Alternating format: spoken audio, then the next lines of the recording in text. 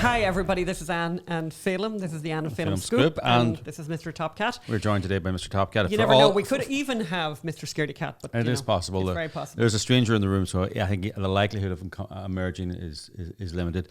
But yes, it's so for all of you not watching on YouTube, which we highly recommend, you could see Top Cat wandering the table, rather distressed. He's now jumped down from the table. Okay.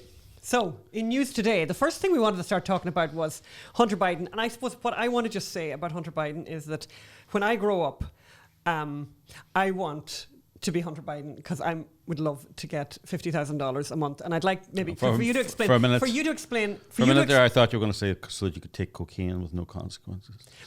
Well, there's always that. But I want you to explain to us, Phelim, what very, very special skills Hunter Biden has, that he got this fabulous job at a time when the oil industry was facing all kinds of difficulty in the United States. And this was a really nice job for somebody who is a massive expert in oil and gas production. So is that who Hunter Biden is? Is he like the most extraordinary expert on oil and gas, like almost anywhere in the whole planet? And that's why they hunted him down. And after an exhaustive hunted down Hunter Biden, we're going to keep that. That is not. I just want to clear that it's not.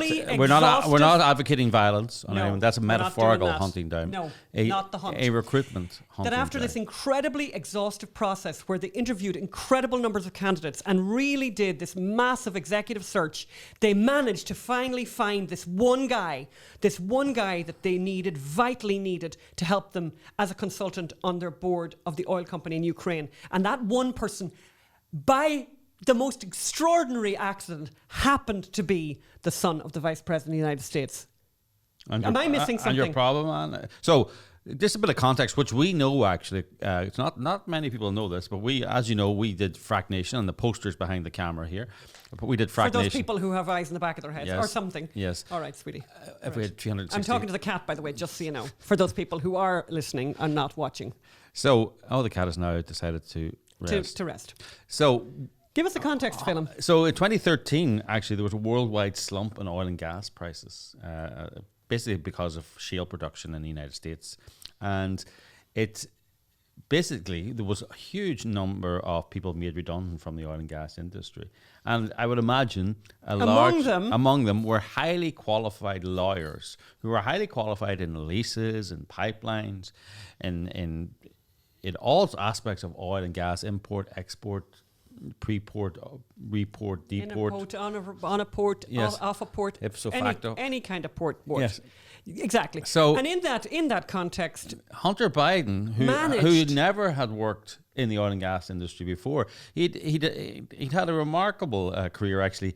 He, after leaving college, I believe he got a job with a credit card company in Delaware. Correct.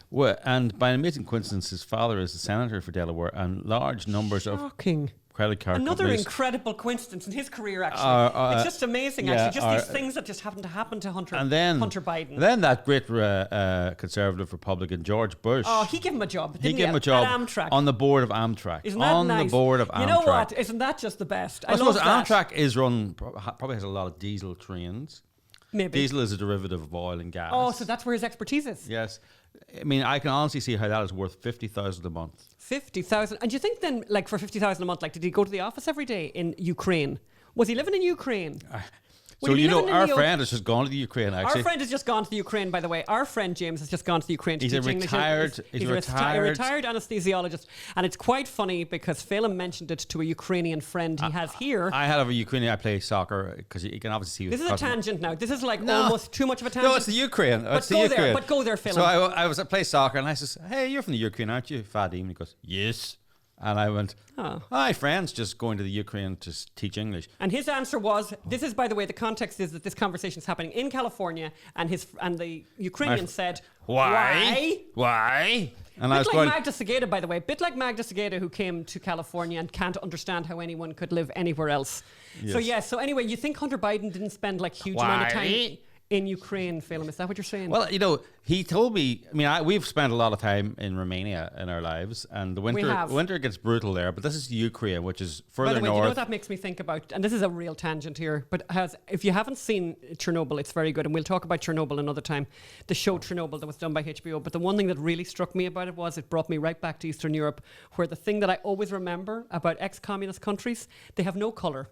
So that's everything is black and white. No colour coming to a state near you, California, by the way. I have no idea what that meant. What did you just say? As California becomes more communist. Oh, yes. All the colour will be sucked out. All the colour will be sucked out. All right. So where were we? Yes, Hunter Ukraine. Biden. Anyway, the guy, when I grow up, I want to. Vadim said. He says it gets so cold in the winter that when you walk from the bus to your door of your office, whatever he called the inside of your nose, what's inside your nose, will freeze. The hairs in the inside of your nose. No, not the hairs. Oh, whatever is in the inside of your nose. The stuff on the inside of your nose. Isn't that a cheerful thought? Do you think Hunter Biden went to Ukraine for his 50,000 a month and had the snot in his nose freeze? By the way, the snot in my nose is available to freeze any day of the week for $50,000 a month. Absolutely. I have more than my snot in my nose frozen there, by the way, for $50,000. But we're not going there today. So that actually, do you know what? Get banned from I'm going to segue from this story, by the way, into an incredibly serious story where we have to really unbelievable story. So, as you know, we read the New York Times all the time, so you don't have to. And, occasionally the New York Times has incredibly good stories, by the way. And here was one of them, and a very, very shocking and surprising story. So the New York Times did a massive expose this weekend about the amount of child rape and child sex abuse and assault on the internet. So people are filming children being raped and sexually abused and assaulted. And those images and those videos are being shared on WhatsApp, on Facebook, on YouTube, right? Yeah. On all these platforms, on all of these platforms. Facebook Messenger is the biggest, apparently. And Facebook Messenger, apparently. And to give you an idea of the size of the problem, according to the New York Times expose, 45 million images last year, which was double what there was the previous year. And it's just, and I read the whole story, and you know what? I was thinking about talking about this today and Magda's in the room, by the way, and anytime you talk about anything to do with children, Magda blanches, and she just can't handle it. And I'm just thinking for people out there listening to this, if you want to look it up, if you want to look up the article from the New York Times, do, but it is incredibly disturbing, the images that are out there, and it is criminal. What you are watching, what these people are watching, and what they're sharing is actual crime. It's an actual crime against children as young as babies, and you know what I'm talking about. Like the worst possible thing. And here's what it got me thinking about. So it's so interesting.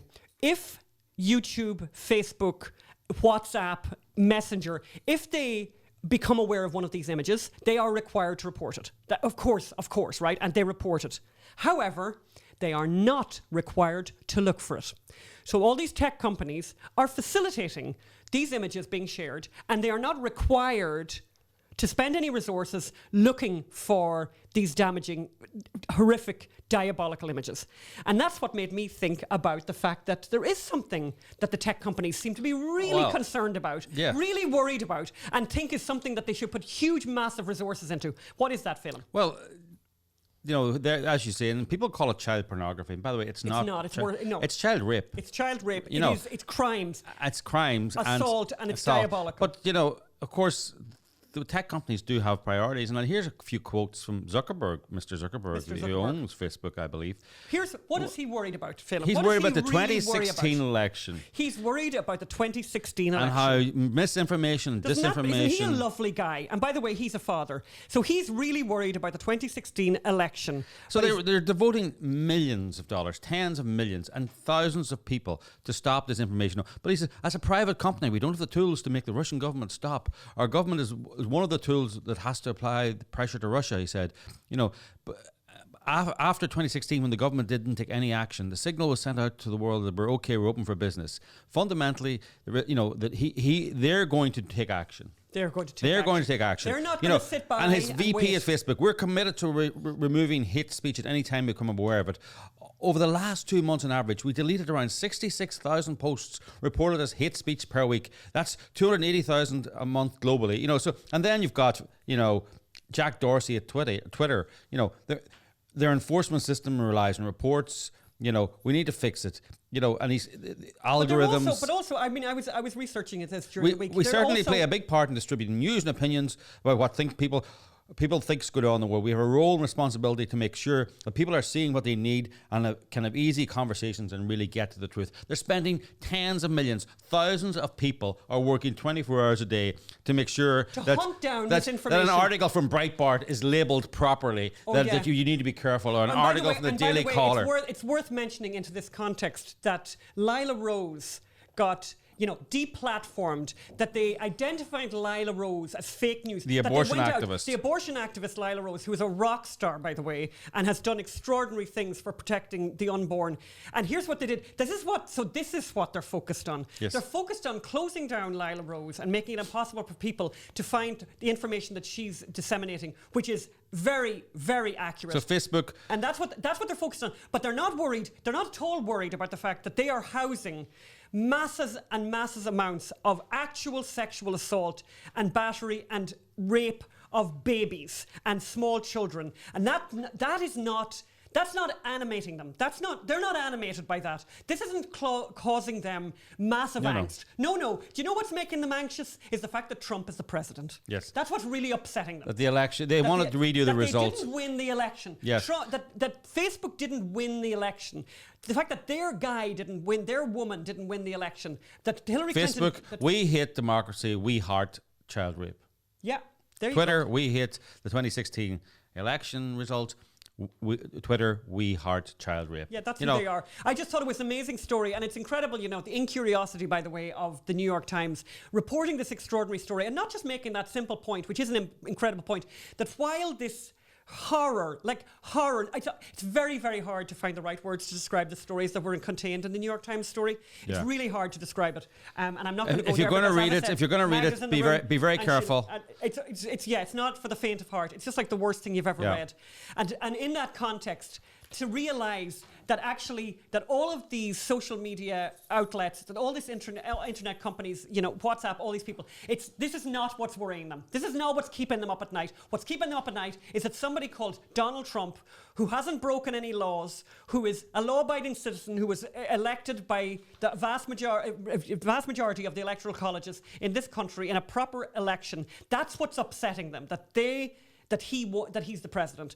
And it just kind of tells you an awful lot about their morality. It tells you an awful lot, because I would have thought that anyone reading anything or finding out anything about the availability of this content, this horrific content, would say, you know what, this is the only thing that we're going to focus on. This is the only thing, all our energy. If we have any money at all, the only thing we're going to do is hunt down the perpetrators of child rape and expose them and get the cops onto them, like everywhere that it's happening. It's the most awful thing I've read in a really long time. It would just not do you good. It is like just awful and appalling and just terrible. God help them. Here's what you got. You got Mark Zuckerberg worrying about Donald Trump. Now, you know what? Here's what's really important now, just to get us off that subject, is the fact that this is the first appearance of Mr. Scaredy Cat on the Ann Phelim Scoop. And I know some people had written to me, and some people actually were suggesting that maybe there was no Scaredy Cat, that he didn't exist, that he was a figment of the... And somebody was worried, some nice guy, by the way, on YouTube, and shout out to you, sweetie, I can't remember your name, who was worried that,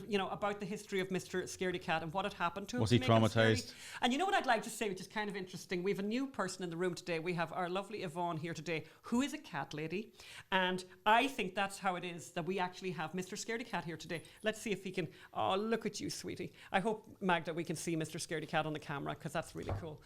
So we're moving away, as I said, from that. And I think Mr. Scaredy Cat came up at the right time to move us on from that terrible story. So we want to talk about hate crimes next. You know what? We've had another terrible hate crime, because hate crime is obviously something else we need to be really, really, really worried about. So there's been this new hate crime, this incredible, awful thing that happened. Tell us about it. What has happened? A girl, Mary Allen, 12, at the Emmanuel Christian School in, I think, Fairfax, Virginia. And by the way, that school is an interesting school for some reason, actually. Yes. An interesting school. So she was pinned down. It's a private Christian school, and she was pinned down and held and I think hands over her mouth and her dreadlocks. And her dreadlocks were cut. Were cut off. By three white boys. Three white boys who have been bullying her all along, and they made reference to her, I can't remember, and called her racial names. Yes. Right?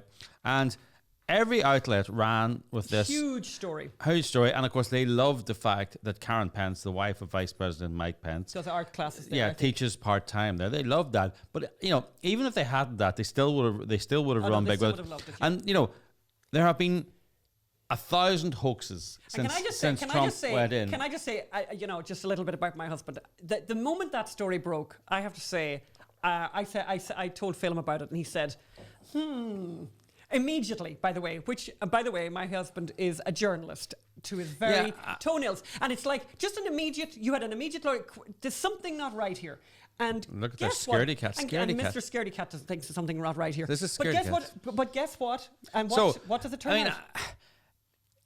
I'm not saying to reporters, right, that you should not report these stories. I'm not saying it. But there should be a paragraph in every story saying, along with the line, there have been a marked increase in hate crimes since President was elected, even though there hasn't, even though it's a dodgy statistic. You should also add in a line, there have been a marked increase in hoaxes since President Trump was elected. But I mean, by the way, sorry, is there also not a pause where you say things like, this is the allegation, this is none of this has been investigated, we have not heard from the police. Well, the problem with this is that they go to the police and the police say, we have received a report and are investigating. And the school, of course, are scared bleepless. And they go, we have a report and we are providing counselling to the victim and all that, because they don't want to be seen to be unsympathetic. So then that allows reporters to say the school is investigating and the police are a police investigation has been launched, right? But as a reporter, you're not, we always hear false equivalence or false balance of reporters, and just reporting the thing. They talk about climate when, we shouldn't report climate skeptics in the same. Well, they call them denialists. Yeah. So, you should give people context. And context is there's been an awful amount of hoaxes. Of hoax hate crimes. Yes, and the more... We're going to do a full show one of these days just on fake hate crime. Yeah. Fake hate crime. And the more dramatic and the more cinematic the hoax, the more likely it is. Yeah. And this lady, this young girl, was taken off a slide or something in a playground during a break, taken over to the side of the playground, held down by three boys.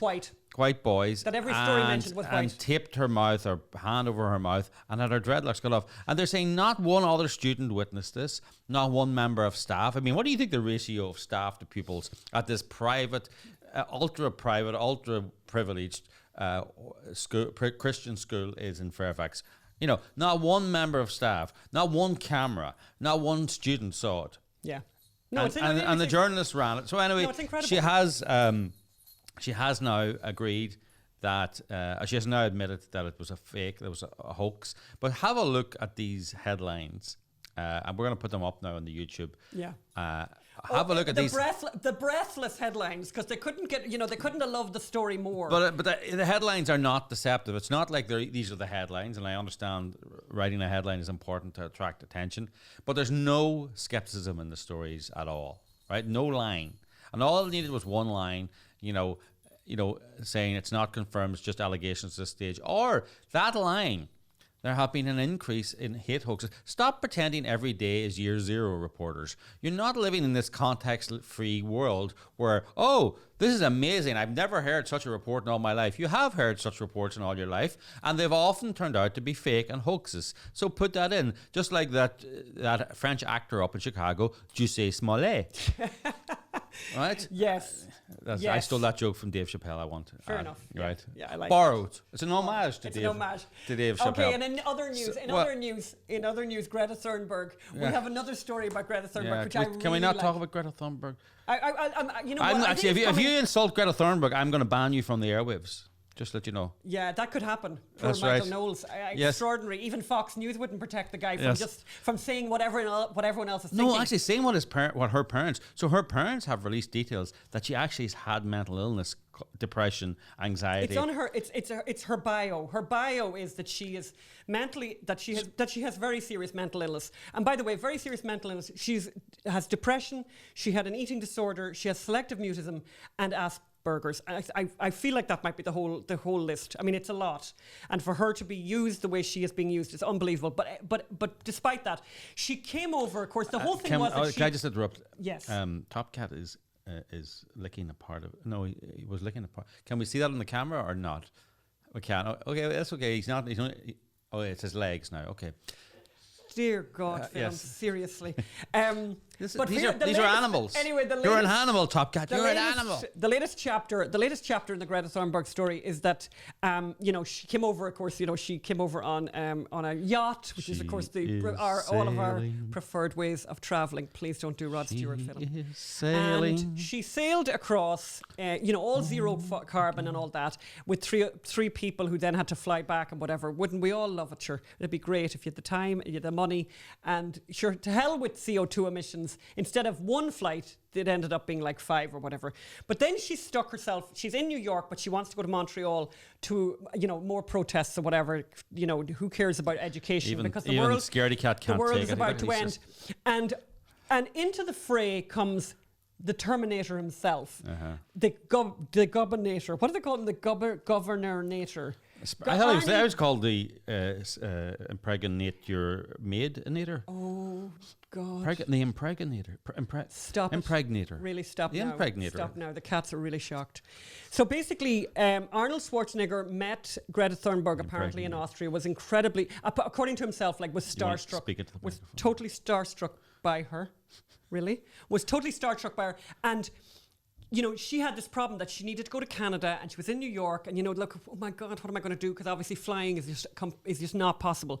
So there, into that situation comes the Terminator himself, the Impregnator himself. You like that? I like that, actually. I could work with that one. He comes into the fray and says, you know what? I'm going to solve all your problems and I'm going to lend you my Tesla. So his Tesla is going to be used to get her from New York to Montreal. Now, of course, any normal person that obviously disqualifies every journalist that works in the mainstream media might ask, how are you going to get your Tesla 3 to New York? You who lives in California, you big impregnator, yeah? How are you going to get the Tesla over there? And then how are you going to get the Tesla out of Montreal?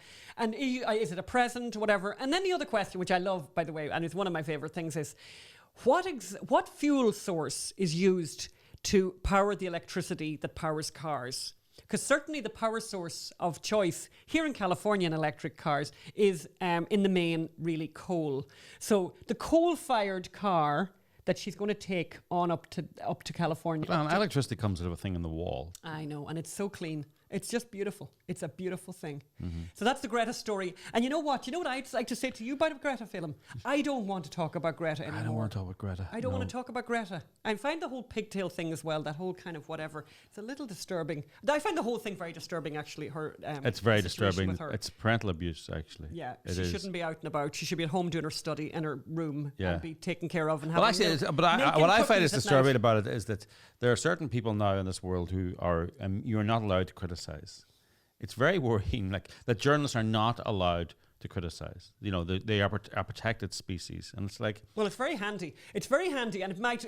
By the way, it points to a very good reason for using somebody like Greta Thunberg in this campaign, because if she can't be criticised, it's quite handy actually. She gets to say anything she likes about how dire our situation is. I think she mentioned, are we dying in 12 years now, Phelim? Is it 12 years? I think it's 12 years, yeah. Just 12 years left now. And they wonder why there's an increase in child suicide, and they wonder why there's an increase in child mental health issues and child anxiety.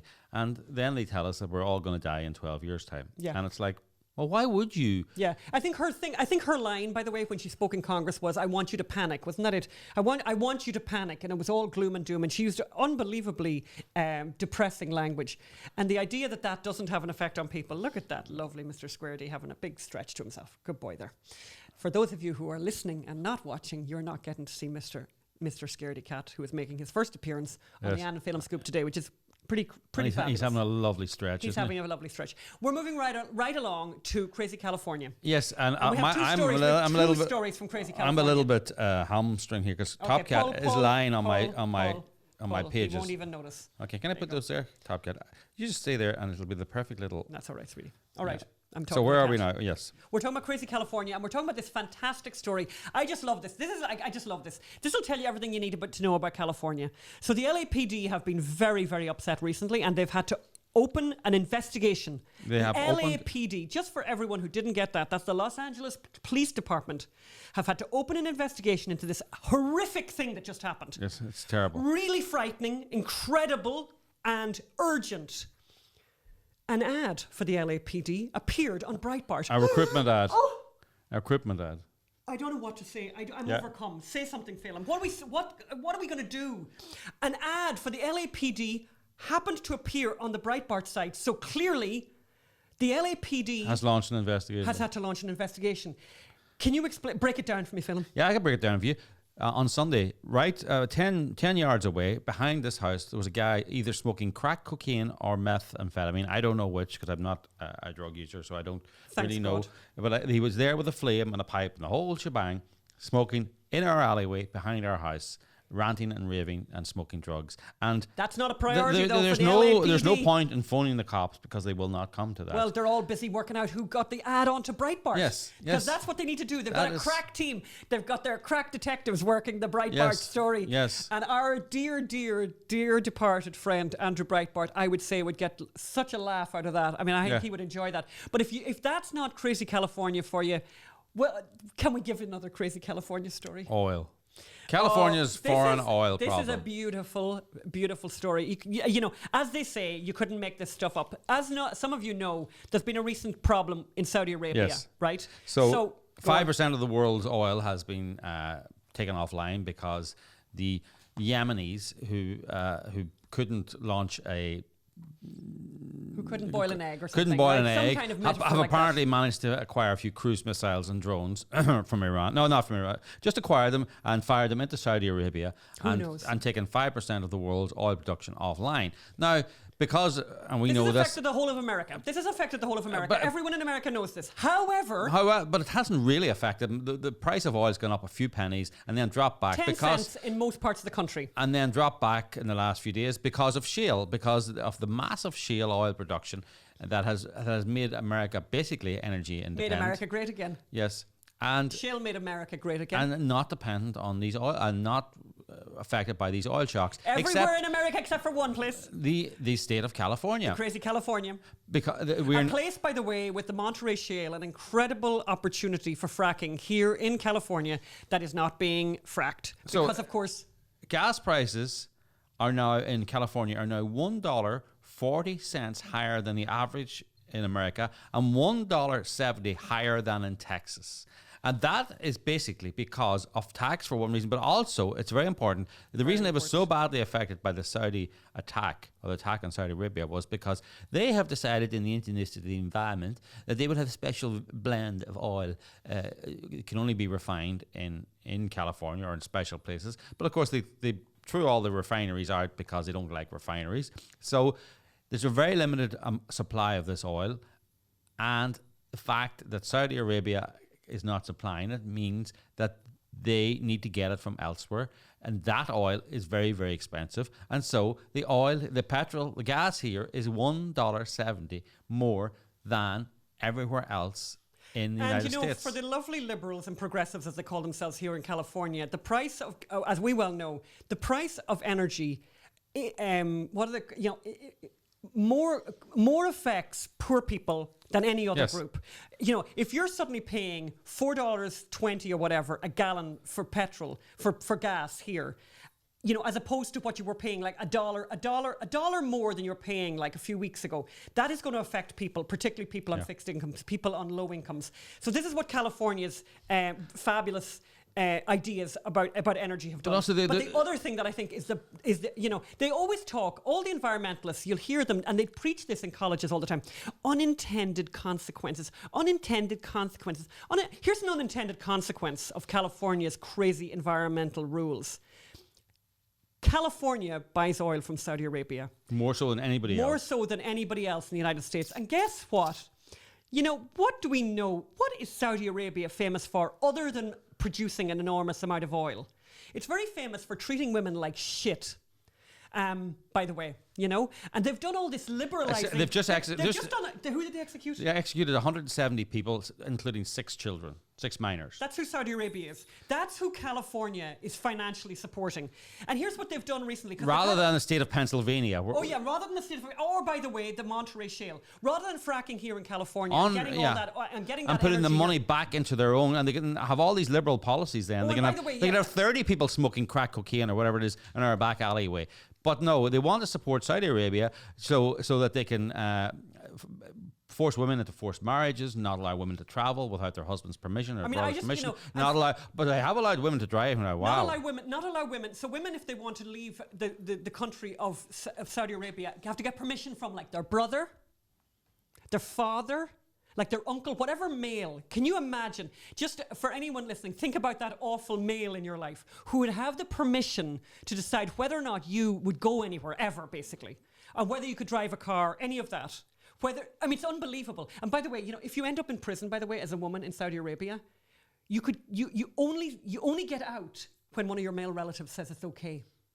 So, open to abuse much? Yeah. But this is California. So this is what California... There's the money. There's one of your unintended consequences, environmentalists, that you're ending up, instead of developing resources here, where there's all these environmental regulations already, you're actually going... By the way, does Saudi Arabia even have an environmental protection agency? It's like the last thing they would care about. Yes. So it's unbelievable. So crazy California, that's the place. And I love this, by the way. I just have to read this one thing, another little crazy California thing, just to let you know what's on in the theatre here. I love this.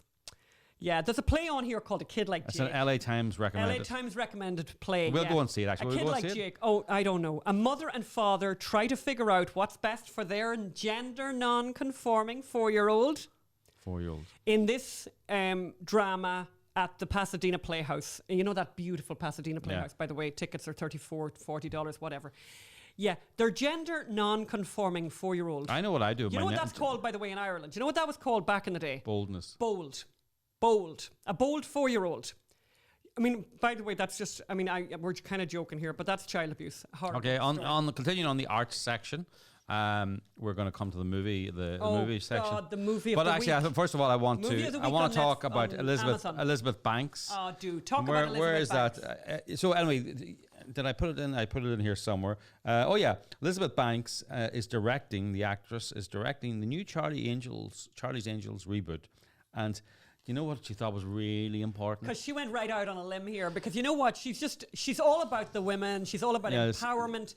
She's all about just, I don't know. And she's also like courageous, right? Courageous. She's courageous. Courageously. To hell with those courageously guys. Boring. To hell with those guys who go to Afghanistan or whatever, or that, that. All right, what about that guy who made the movie about Muslims' treatment of women in Holland, and then a Muslim stabbed him to death? Yeah. Remember that courageous guy? He's not courageous like her. Because here's what she did with her courage. Here's what she did with her courage. She insisted that there was a tampon scene in the new Charlie's Angels because we really needed that. Because that's what we need. And she's so courageous. And she says, you know, it must be lovely though when you go out for dinner with her. They must be all talking. Oh, here she comes. She wanted to say something that's never been said on stage. Wanting to be something entertainable but meaningful for women and girls. Something that I said this to a woman yesterday. I said, did you know what she did? And she goes, wow, I feel really empowered now that there's the word tampon in the Charlie's Angels movies. Not to blow our own trumpets here, but you know what? Let's do a bit of... Because our version of doing something that had never been done in a movie before was when we had the scene in the Gosnell movie where we had an abortion doctor explain exactly how abortions are done, and we took it directly from the transcripts of the trial. So that's our version. You decide. This is for you to decide which one might be more courageous, doing that or talking about tampons in the Charlie's Angels episode. It's a movie. It's like, I don't know. So, but the movie we want to talk about this week it's on your Amazon Prime if you want to, and it's got Emma Thompson in it, and it's called Late Night. And Mindy Kaling. And basically the idea of the story is that Emma Thompson is this, late 50s. She's been running this late night talk show for years, 3 decades or whatever, and that it's for the last 10 years they've been losing ratings and cruising. So, they've been cruising, and basically the evil head of the network comes in and says, you know what, this is your last season. And then she realizes, oh my God, I need to do something to improve things. But what I found absolutely fascinating was, there's a couple of things about this film. First of all, it's supposed to be a comedy. That's the first thing. And here's one of my observations. I was just thinking about this. Whatever happened to comedy? Like, you know, when you watch a movie and you're like laughing out loud, like on your own, like you just like wetting yourself on your own, you don't need anyone. You're just watching it and you just laugh your head off, right? Whatever happened to that? Like Tropic Thunder made me laugh out loud, you know? Bridesmaids, by the way, made me laugh out loud. It did. It definitely did. But honestly, I never laughed in this. There's nothing funny about this. So Minda Kaling, apparently, right? Isn't she like some comedic genius? Oh, she's the wonderkind. Comedic genius. I'm missing it. By the way, maybe she is, but it ain't in this film. So that's some of my first criticism of it. By the way, the film's okay. And mostly, you know what's interesting about it is Emma Thompson's a great actress. And I could look at her forever. And she looks really great in this, by the way. And being a woman of a certain age, her hair is really cool looking in this film. Is it her own hair, though? And that's what Phelim kept asking, is it her own hair? It's really nicely cut anyway. I thought she looked really cool in this, and she's got a great figure and everything. And it's grand. But it ain't a comedy. But here's the thing that I think is really funny, right? So here's the funny bit about it. So she's, you know, got this stale show, and she needs to do something to kind of, you know, liven it up. And the thing that does that, the thing that changes everything and removes her from this stale place into this trajectory where the whole country loves her and her show is going to be a massive success, is her telling a joke about Republicans and Planned Parenthood. And that Republicans the Republicans who are against Planned Parenthood aren't having sex, right? Isn't that yes, it? Aren't having sex or something. A bad joke. A bad joke. It supported Planned Parenthood. Her coming out basically and saying that she supports Planned Parenthood sorts her out. She's fixed. It's all good. And her show is going to be a massive success. And it is a massive success. And it is a massive success. And it's like, there's this idea that she was reluctant to move into politics and Jimmy Kimmel's doing all this celebrity stuff. And it's like, no, all the late night shows are in politics, and you know they're the ones that are getting the ratings boost, you know, such as it is. But yes, so it's, if you know, the thing that'll save the show is if you make a joke about Planned Parenthood, that'll really get them laughing in Oklahoma. Right? Oh yeah, you know, I mean, it really will, and I can just see them in Alabama cracking up. Who are you? I'm Molly. I'm a new writer. You want to sit down? Okay. That's where Mendelssohn sits. Could you sit down, please? Oh, I'll just use this trash can. There's hardly any trash in it at all. Oh, it's kind of comfortable, better than a chair. An amazing story this last couple of days in the Washington Post. Unbelievable story that they have. Just amazing. And it makes sense, actually, when you think about late night, how they got that line in, because... Yeah. So it turns out that the Washington Post, and it's a Washington Post story, it turns out that Planned Parenthood have a secret weapon. That's how they describe it here. So a person called Caren Spruch, we're going to put up a picture of her, who works in Hollywood and encourages screenwriters to tell stories about abortion and works as a script doctor for those who do. She estimates that Planned Parenthood has advised on more than 150 movies and shows, including, and her first success she talks about is Obvious Child. And it was interesting when you and I watched Obvious Child, which, by the way, is a rom-com about abortion. It's a romantic comedy about abortion. Oh my God. You didn't use a condom? And I'm going to get an abortion.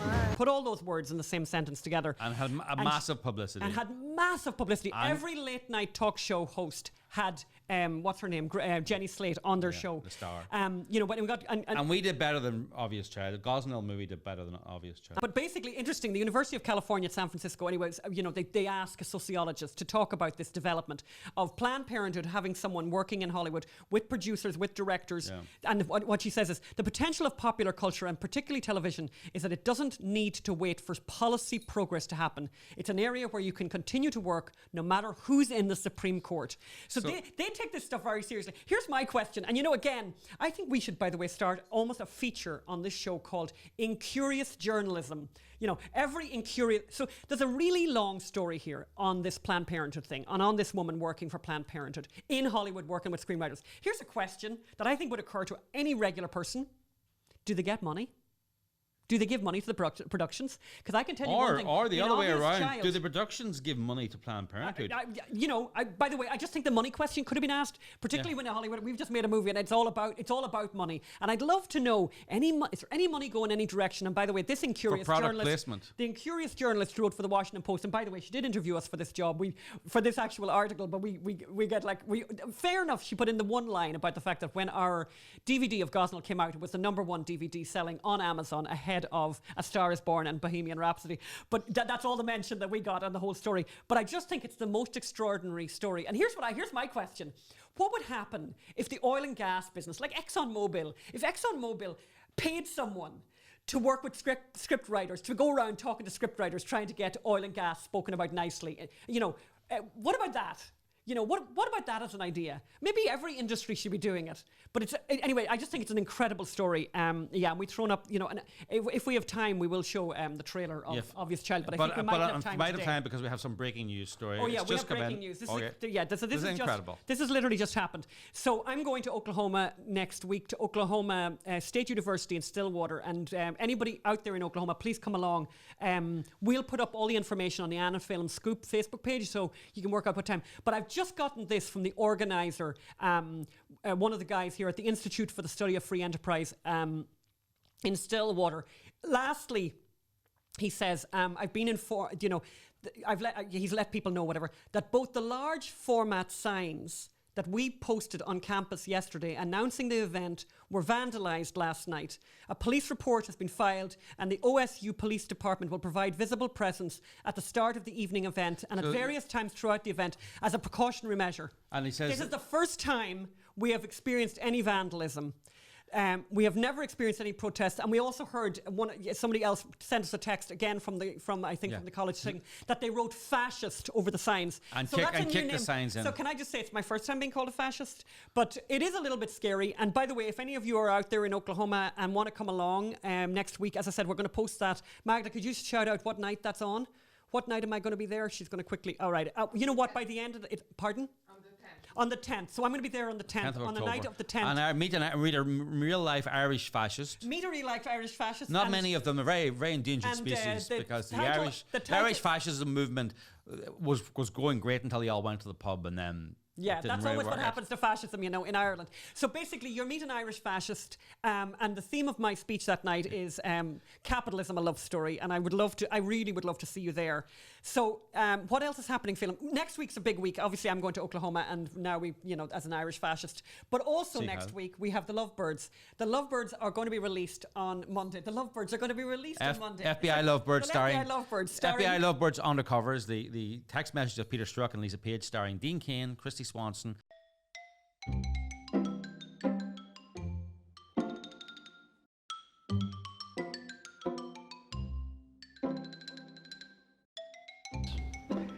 I have heard that you are regarded as the #1 counterintelligence agent in the world. Comment on that? There's no way he gets elected, Dash. But I'm afraid we can't take that risk. It's like an insurance policy.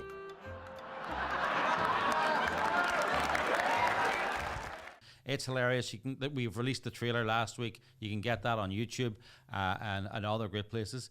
And so we're going to release it next week, the full version. It's an hour long. It's going to be it's a scream, it's a laugh, and it's never more relevant as certain people try and undo the Mueller fiasco by creating the Ukraine fiasco. And Top Cat has just jumped on the sound equipment. We hope that hasn't. Didn't make any effect. So the Mueller report and the Strzok Page conspiracy in the FBI to undo the results of the 2016 election.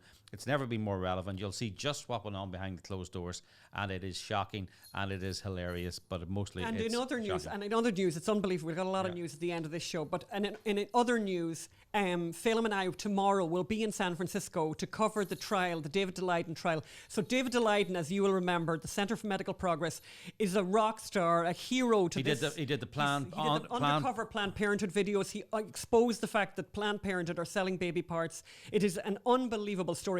And again, in Curious Journalists, this story that David exposed should be back. It should be every night. There should be an exposure of this. Yes. And now... coverage, not exposure, coverage. Yeah, coverage, So Planned Parenthood have already taken him to court on criminal charges in conjunction, being helped out by Kamala Harris when she was Attorney General here, or District Attorney, whatever she was. And they had a preliminary trial where Planned Parenthood people were on the stand and had to admit under the oath, yes, we did sell baby parts, but it was perfectly legal or whatever. We didn't profit, but they admitted it, and now they're suing him civilly. Now they're suing him for breach of privacy. What is scaredy cat? I don't want to eat that. Right, I don't think that'd be healthy. Yes. Now they're suing him civilly. Yes. They're trying to take everything off him. They're trying to put him in jail. They're trying to bankrupt him.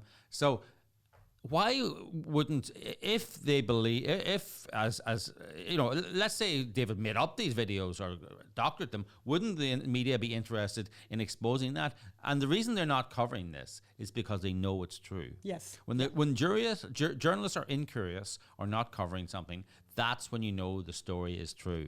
Because when it's a myth like that race hoax, and they give it front page publicity, be suspicious. David is a national treasure, and we just love him to bits. So we're going to have to cover the. We're going to go up, and we're going to find, see what's going to happen on Thursday. We've got opening statements Thursday. That's tomorrow, and we're really, really looking forward to that. And by the way, you can support us, and we're going to throw up on the screen here a number of ways that you could support us with our work and with doing these kind of stories and going where where no other journalists kind of are going. So all of the ways that you can help us are going to go up on screen, and we really do. We would appreciate any busy kind week, of help. Busy week next week. Busy next week. And by the way, you've probably noticed that we're coming to the end of the show. You probably realise I haven't got a recipe today. Well, because this week was our wedding anniversary. We married 18 years. And don't we look very well on it? An incredibly attractive couple. But and so I didn't cook. But what I am going to do is I'm going to share some property porn. Not some property porn. I'm going to share. But by the way, property porn is another thing that we should definitely do. But food porn. I had a fantastic meal in Salerno, Italy. I was on the cruise with the MRC, with the Media Research Centre, and I had a fantastic meal. When other people on the cruise ship went to look at Pompeii and the extraordinary story of Pompeii, I instead went to a Michelin-starred restaurant with my friend Brenda and a couple of other reprobates.